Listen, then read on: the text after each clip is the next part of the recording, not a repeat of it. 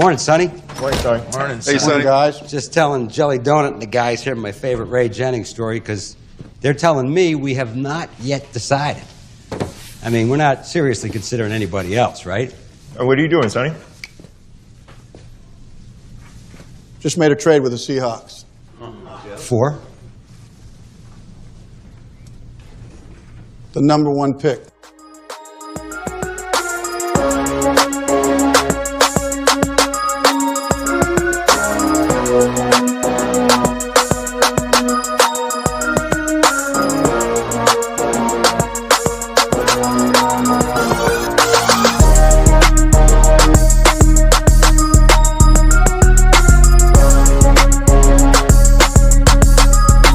What up, everybody, and welcome to another episode of Full Metal Analysis. It is draft season, and the draft is upon us this coming up week, man. Easter and then draft time. So, Marcus, what do you? Brad Holmes made some interesting comments, like twice in the last month. The first one was like a in-depth of you know what the thinking is behind the scenes of how they feeling. You know, he gave an in-depth explanation. I think we went over that the last time we had our last video. But this last one was like kind of like, man, what do y'all want from me? Stop asking me questions. Get off my back, man. Just chill out. Enjoy the ride. Yeah, Brad said his advice was everybody chill out, enjoy the ride, get your popcorn ready. Honestly, man, you know, it sounds a little bit crazy, but I kind of felt like, in a sense, that Brad doesn't even know what he's going to do. And that's not because he's not prepared or anything, but it's more so that this is Brad's bread and butter. You know, he's going to play the cards that the draft deals him. Right. No, I agree with that, and I think that's what he was trying to say. Like, y'all want me to do, y'all keep asking me questions like, this is what y'all want me to do, but I don't. I mean, like, yeah, if it's there, that's what I'm gonna do, but it might not be there. So, like you said, you know, get off my back.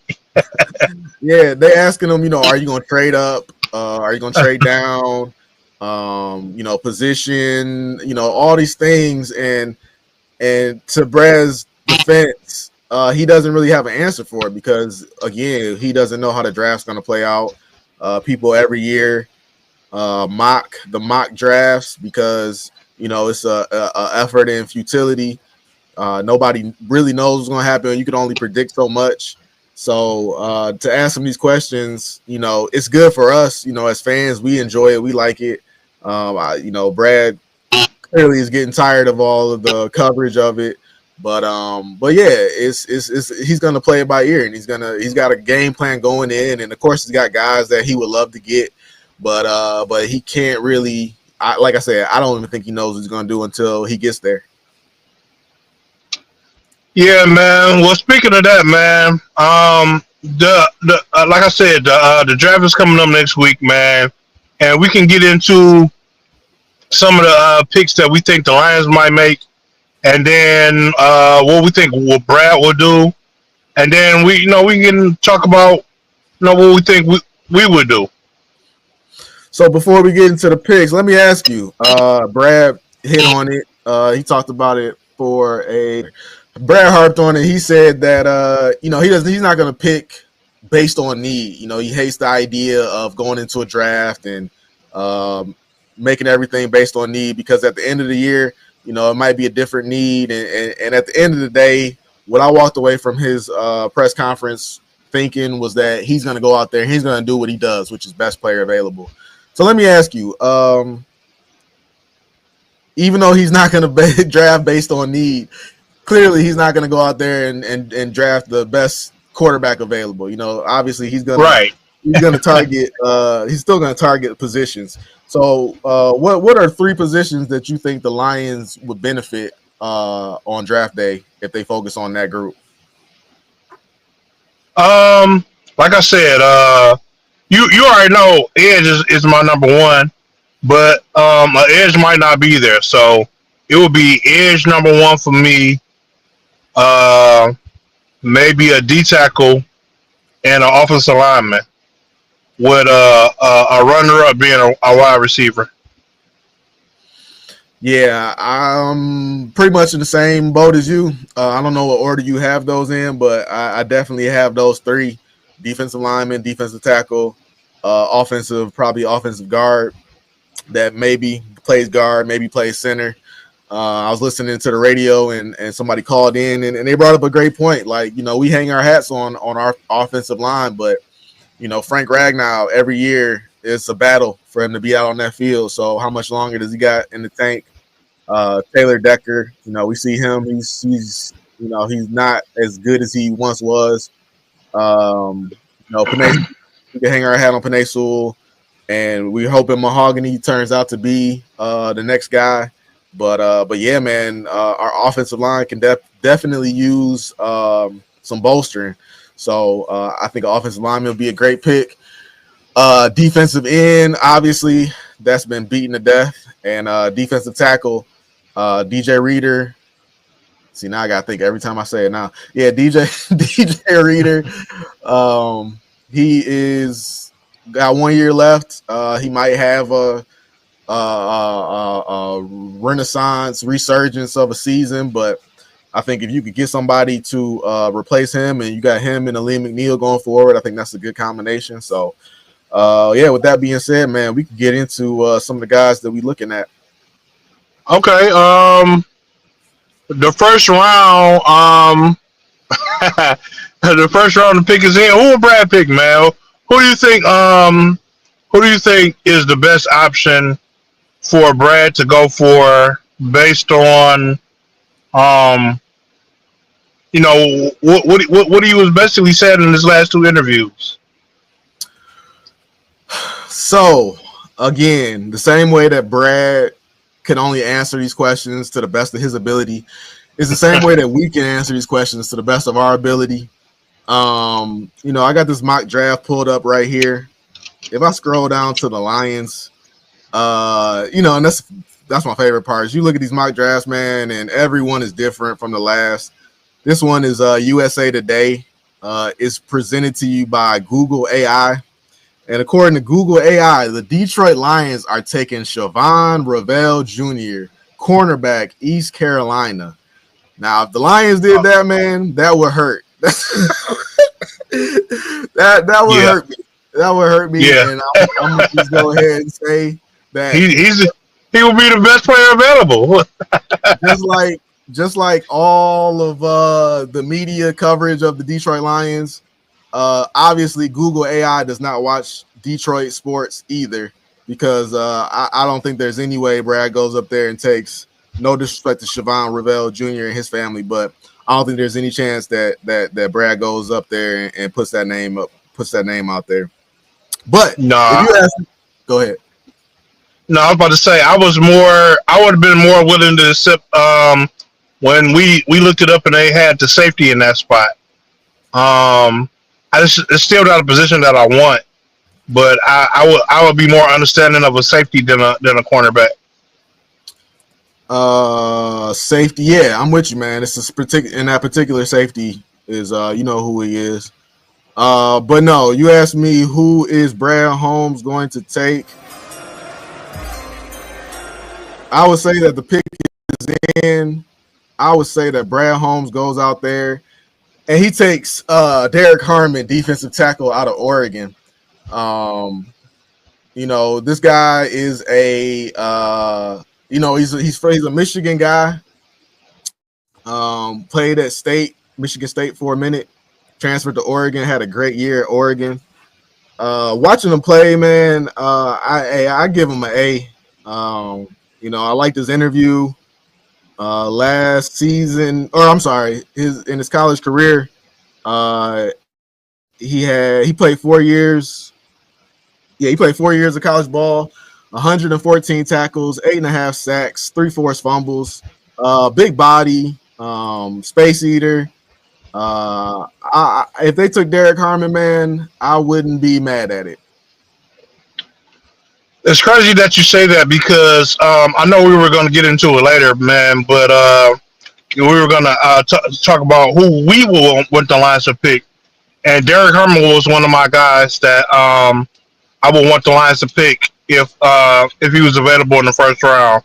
Either him or like a Mike Green or or something. Or what was the other one? Yeah, like a Mike him or Mike Green. If they fall down that far. But yeah, man, Derek Harmon, I was watching this film, man. I was impressed to the T with Derek Harmon. I would love that pick.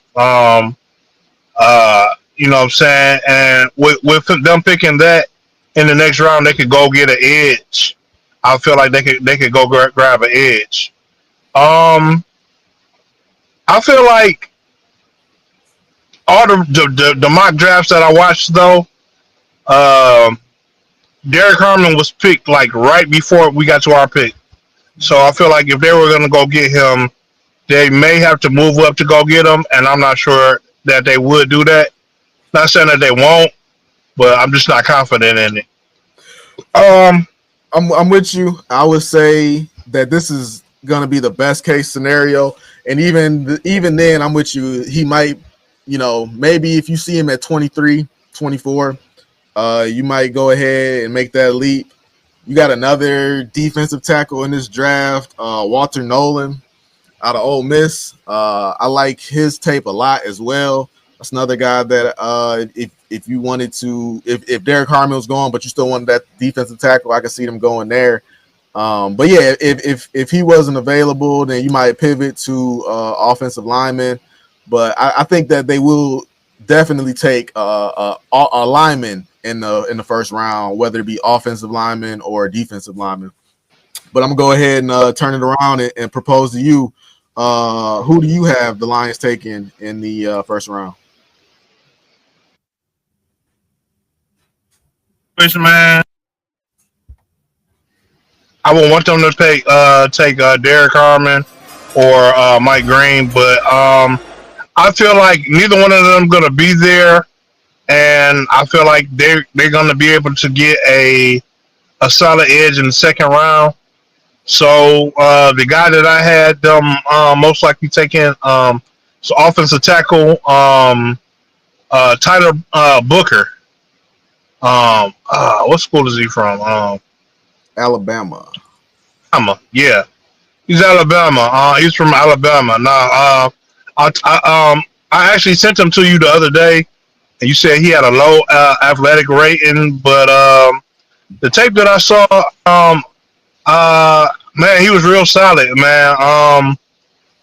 Like I told you, I would like to see him on a few more pull plays.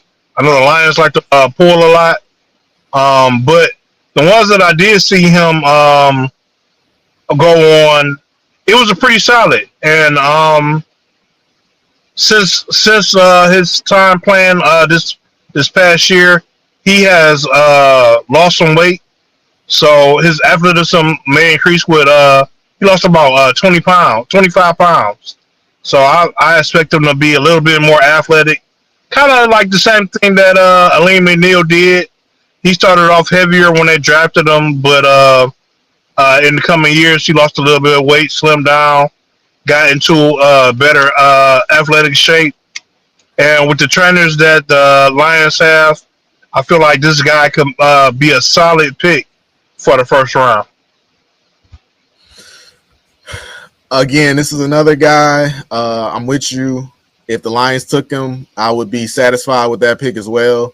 When you pick in 28th, unless they move, obviously, but when you pick in 28th, you might not get the most flashiest player, but if you can get somebody that's going to be a staple in your on your team for the next 3-4 years, then hey, man, you did your job. Tyler Booker, offensive guard. He's an A in my book as well. He was a team captain. Me and you joked about it, but anybody who knows this Lions regime knows that they love guys who are team captains, who are leaders, great locker room guys. Like you said, my my biggest takeaway on him was that He was slow, but he was effective. I brought up the RAS score. Brad Holmes talks about the RAS score all the time, and every time I'm looking at these prospects, I always gloss over to the RAS website to see what they got. Some guys aren't marked, so I go to the combine results. But Tyler Booker does have a RAS score, and I've never seen, like I said, I've never seen a first round prospect with a RAS score this low. It goes up to 10. You know, if you're 10, then you got a perfect RAS score. Just for reference, Jarrett Wilson, I think Jarrett Wilson's a center. He was a 9.84. Darian Porter is a cornerback. He was a 9.99. You got another offensive tackle, Jonah Savanea, 9.19. And then Tyler Booker, 3.68. So, that factors in everything about his athletic, from his hand size to his speed to his arm length to his height, weight, everything. It just factors in everything. And for whatever reason, he scored that low on there. So I think that might be that's not, the RAS score isn't everything. Like I said, slow but effective. So again, if the Lions took him, I would be completely satisfied with that pick. So check it out, man. We said a defensive lineman. We said an offensive lineman. If the Lions were to pick a defensive tackle in the first round, man, another name that I've been hearing thrown around and I've been seeing is Donovan Izaraku. He is. I just watched him again recently because I watched him earlier, and I didn't really put him on my radar. I just watched him just recently, and the Lions had him. I mean, not the Lions. What I took away from him is he's a Lions guy, man. He looks like he's a goal guy. He rushes, and you know what I'm saying? He's like a bull, man. Once he gets going, it's hard to stop him. I didn't see a whole lot of defensive moves from him, like hand movements. But once he gets going, I've seen a lot of tackles try to stop him around that edge. And once he gets going, man, he keeps going. So I think that he will be a good compliment on the other side of Hutch. If they picked him, I wouldn't be mad at that pick either. They asked Brad Holmes at his interview yesterday if he's had any more contact with Zadarius Smith since the last time he spoke. And Brad pretty much said, no, we pretty much got the offer on the table, and Zadarius's agent will reach out to the team if anything changes. With that being said, when I watch Donovan Izaraku, I kind of get young Zadarius Smith vibes. You know, he's got a build similar to Zadarius Smith when I look at him. Like you said, he's got a high motor. Zadarius Smith he's just a professional, man. Like he's talented, he's skilled. I'm trying to say it without slighting Zadarius Smith, but it's like he's just a professional. That's the best way I could put it. Like, he goes out there and he gets the job done effectively, you know, and he's not going to be a detriment to your team, and that's the vibe I get from Izaraku. And when I looking at him again, I would be good with this pick as well. It's a lot of guys I would be good with if the Lions take him. Izaraku was a team captain. Like I said, he reminds me of a young Zadarius Smith. He played college ball for 4 years. Finished his career with 212 tackles, 28 sacks, 8 forced fumbles. Out of all the guys I looked at, I mean, he did play the extra. A lot of guys play 3 years. He played a fourth, but he had probably the second most production out of all the players I looked at. So I'm with you. His moves and his pass rushing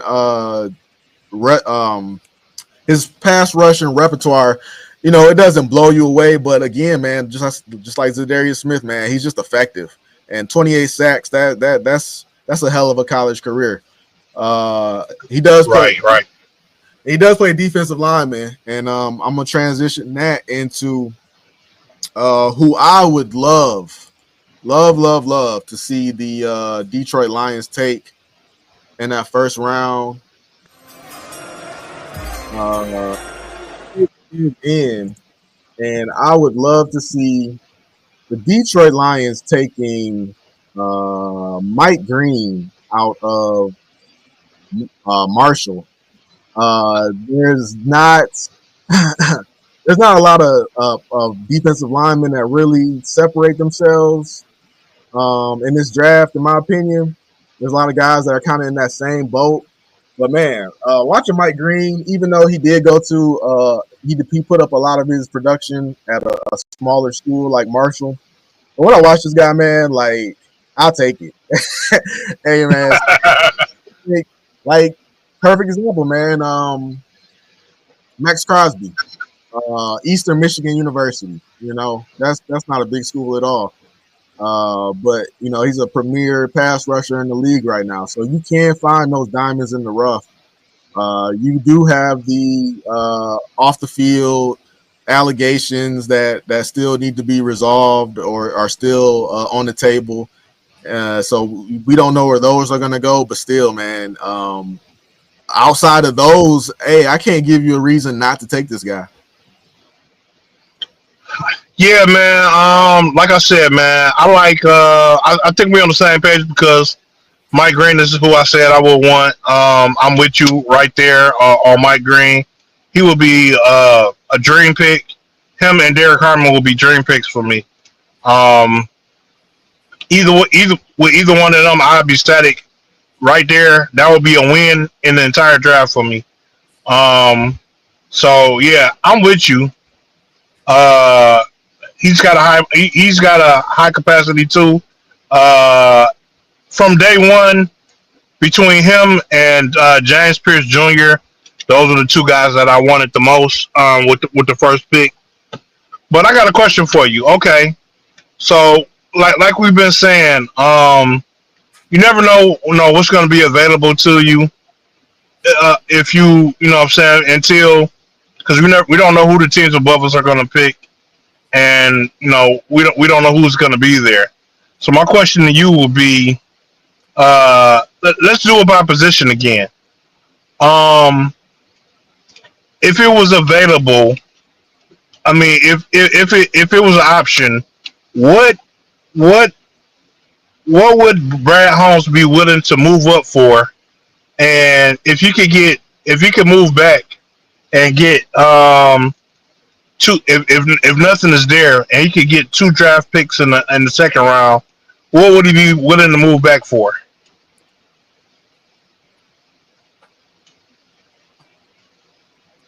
I think if there's a guy out there that Brad Holmes loves, he will move up and go get them. But I only think that there are probably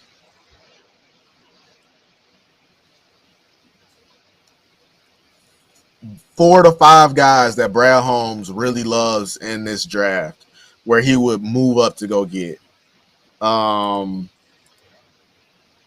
So if Mike Green, I'm hoping, I don't know, but I would say that Mike Green is one of those guys. So if Mike Green is still floating around at 24, I would imagine that he's going to go up there and get Mike Green. Mike Green was a team captain, 3 years in college, 126 sacks. 126 tackles, 22 and a half sacks, four forced fumbles.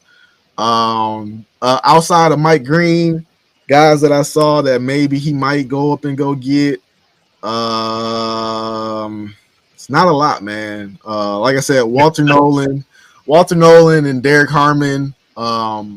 He might go up and go get one of those guys, defensive tackles. I don't think he would go up. I definitely don't think he would go up and get an offensive lineman just because, as far as I can see, I think Will Campbell is the most coveted offensive lineman in this draft, and he's slated to go in the top 15. So I don't see that happening. And everybody else, I think somebody will fall because you got, I've heard Gray Zabel's name thrown around, Tate Ratledge, that name's been thrown around. We talked about Tyler Booker. I gave you the Savanea guy. There's plenty of offensive linemen, so I don't think he'll move up for that. And the only other one that's kind of a wild card is the safety, Malachi Starks. He had a good, I believe he did. Let me see. Do I have his RAS score? I don't. But Malachi Starks, that's a name that's kind of been moving up. And that guy, when you watch Malachi Starks footage, his tape, that guy's all over the field. So, like I said, I only think there's about 4 or 5 guys that I think Brad will move up for. So you think that James Pierce Jr. is completely off the table now? To be honest, man, I've always thought James Pierce Jr. was off the table. from the moment I listened to that guy's interview, man. And it's not even just the Lions thing, because there have been times where I've seen a player and I've got that vibe from it. But when the entire league and the entire media and everybody covering the draft is saying the same thing, I just don't see the Lions being that team to break the mold and go out there and say, hey, we'll take that guy.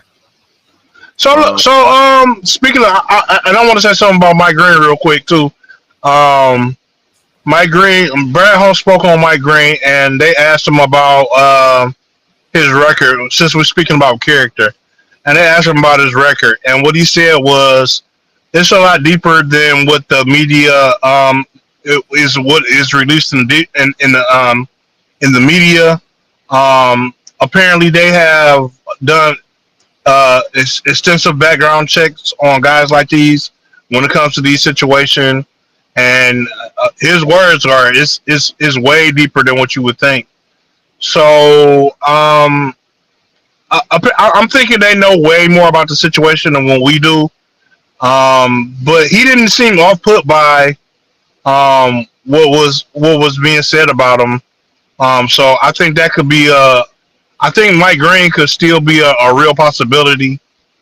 But going back to James Pierce Jr., what you just said about his mannerisms and what everybody is saying about him, is there a possibility that he could fall into the second round? Yes and no. He could fall to the second round, but not to where the Lions are. I could definitely see him being a day 2 at the beginning of the draft. Draft starts. Hey, James Pierce Jr. still waiting to be picked. And then, within the first 5 picks, somebody goes ahead and grabs him. So I don't think he falls all the way down that far. But to your maybe in your favor, to answer the second part of your question, the Lions could move back. And if they did move back, if they did move back, they move back. Last time we were on here, we talked about coming in here and talking about who the Lions could take in the first round, second round, third round, right? And I started looking and I started going through mock drafts, and once you get past the first round, man, it's kind of scarce. so if you end up falling back and you end up picking up another pick, and you had a early second round and James Pierce Jr. was still there, I think that is probably I'll concede that is a scenario where I might think that the Lions would consider taking James Pierce Jr. If that was the cost, a second round, early second round pick, I'm with you. I think they might consider that. Yeah, or what about even would you move up in the second round to get anybody? Would I move up in the second round? That's a possibility as well. You know, second round guys. See, the way I see it, when I was looking, something that we aren't really talking about, nobody's really talking about it, but when you go through the Lions and mock drafts, and when you look at the pre-draft interviews, man, they like. Well, maybe it's just because it's local, but they like Michigan players. And there are a lot of Michigan players in this draft that could make a difference. You know, we talked about Derek Harmon, and I talked about Walter Nolan, but you know, you got Kenneth Grant. That guy, you know, I talked about replacing DJ Reader. Kenneth Grant would be a great replacement for DJ Reader. That guy is a space eater, commands a double in college, at least commanded a double team. And he even got, you know, he would get to the quarterback. And one thing when you watch Kenneth Grant play, when I was watching his highlights, the one thing that jumps out the most is that guy is great at getting off of his block and getting his hands up. He had I think he had like 9 pass deflections from the defensive tackle spot throughout his college career. And it's a big man. It's a big man. Like I said, he commands a double team. He's a space eater, and he just swallows everything. He's got a gravitational pull towards him. So, and he's not being really talked about like that. So he could be available in the second round. Josiah Stewart, that's another guy, man. When you look at Lions and pre-draft interviews, Josiah Stewart pops up all over that. Like, he had a Zoom pre-draft interview. They brought him in for a pre-draft interview. I think they really have an affinity for Josiah Stewart. And Josiah Stewart, I talked about how my man Ezaraku had the second most production. Josiah Stewart had the most production out of anybody I saw. He played 4 years, and out of everybody I watched, he had the most sacks. He finished his college career with 30 sacks, 6 forced fumbles, 151 tackles. The dude is fast, a speed rusher. He was a team captain. Lions brought him in for an interview, plays defensive end. I mean, Josiah Stewart is really, in my opinion, the name to watch and see what he does. Since we're speaking on the second round, you said guys that you think that they might that they might go for. I think I mentioned them last time.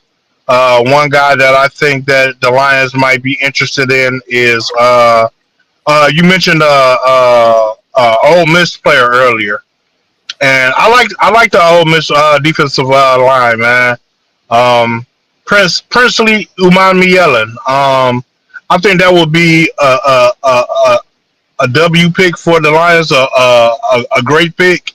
If we were to pick a different position at 28 other than edge in the first round, I would love to see the Lions go and get Princely Umamielen in the second round, man.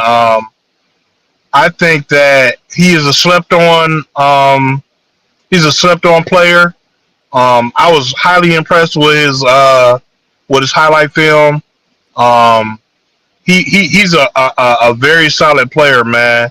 I think he will be a perfect complement for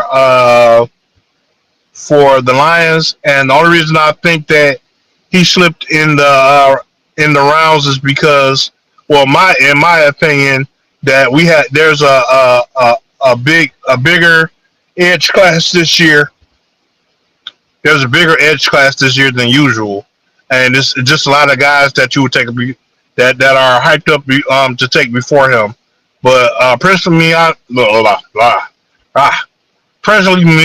Umamielen, man, solid player. I know that's your guy, and I will definitely be watching. I didn't do a lot of research on my man. I tell you what, if they do take him though, I will most definitely think of you. I got his highlights going right here, and I'll have to sit down and watch him again, because a lot of these guys, after I watched them a second time, I felt differently about them. So I would definitely love to sit down and watch these highlights again and see where I feel on them. But speaking of guys that defensive ends that I kind of changed my tune on, And this is a guy who I've seen this guy all over the board from first round. Earlier in the draft process, I saw him as a first round candidate. He's kind of dropped down to second, and I've seen him as a third round candidate. So, you know, especially if he's available still in the third round, I think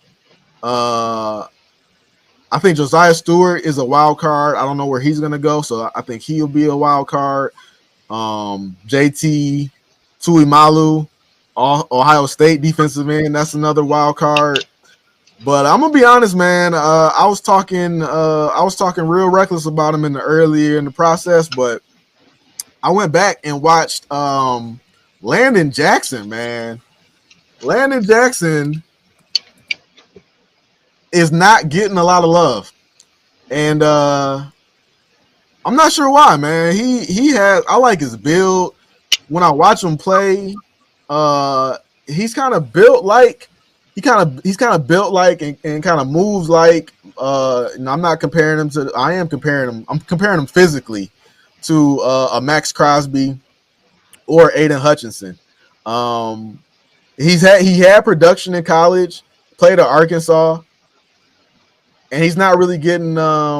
He had a great, and that's the other thing. He had a great RAS score. His RAS score, I could bring it up right now.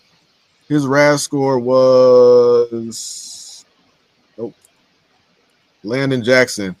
RAS score was 9.78, 3 years in college, 16 sacks, 2 forced fumbles. I just like the way he plays, man. He's got a great build to him. I think the knock on him is, does he love the game? Is he going to be committed? Does he bleed football, basically? And that's my favorite. That's my favorite con whenever you're talking about the draft process is when people question if you actually like the game. Because I'll never forget when Patrick Mahomes broke out, and I'm like, man, this guy, who heard anything about Patrick Mahomes?